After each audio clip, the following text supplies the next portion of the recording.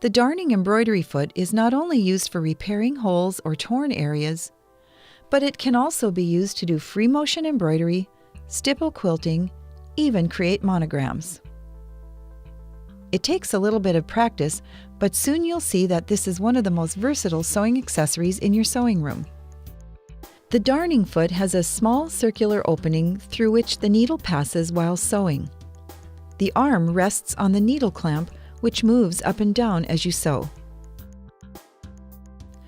To attach the darning embroidery foot, first remove the presser foot and presser foot holder.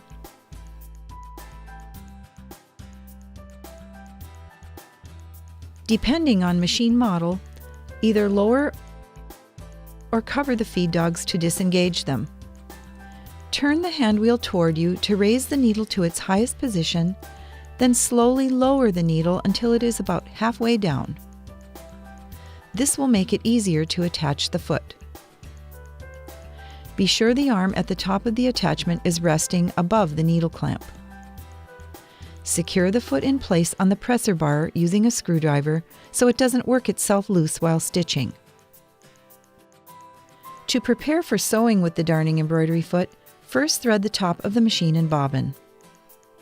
With the machine set for straight stitch, lower the presser foot and hold the needle thread as you turn the hand wheel toward you, drawing up the bobbin thread toward the top side of the fabric.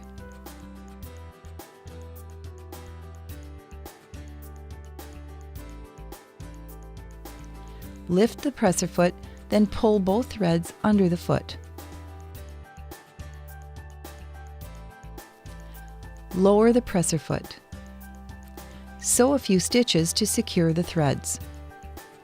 Continue sewing, then stop to trim the thread tails. When you put the presser foot down, you may notice that the foot won't be touching the fabric. But lowering the presser foot will put tension on the upper thread, which is necessary for correct stitch formation. The foot only comes in contact with the fabric momentarily while stitching, when the needle is in its lowest position. The foot rises again, allowing you to move the fabric freely. To do darning of holes or tears in fabric, apply a small fabric scrap to the back of the tear to add stability. Select the straight stitch and sew over the torn area while guiding the fabric back and forth in even movements.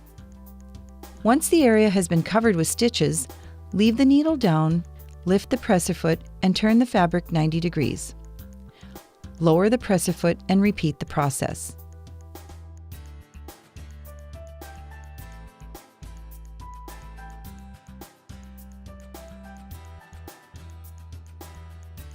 To do free motion embroidery, sometimes called thread painting, you can use either a zigzag or a straight stitch. It is not necessary to set the stitch length, as this is determined by sewing speed along with the fabric movement.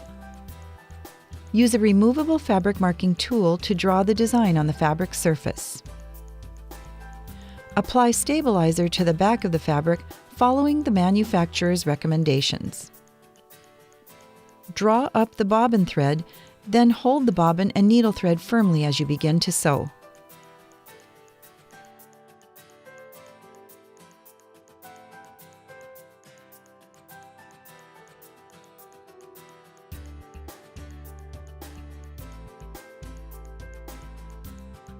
Stop to trim the thread tails.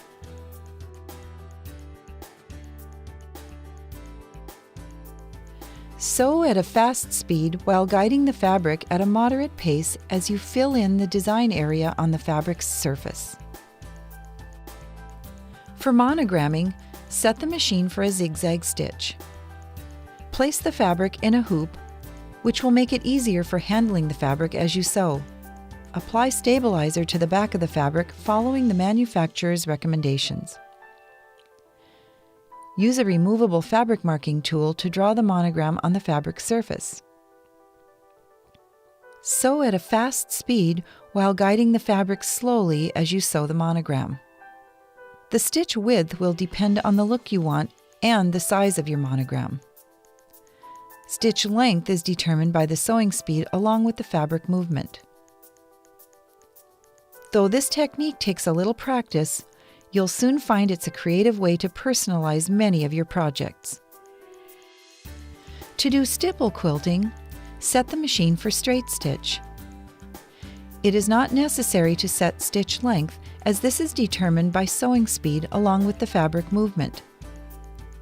Place the backing fabric, batting, and top fabric together. Pin baste to secure them for sewing. Hold the fabric with both hands, then sew in a meandering fashion, joining the fabric layers together as you sew.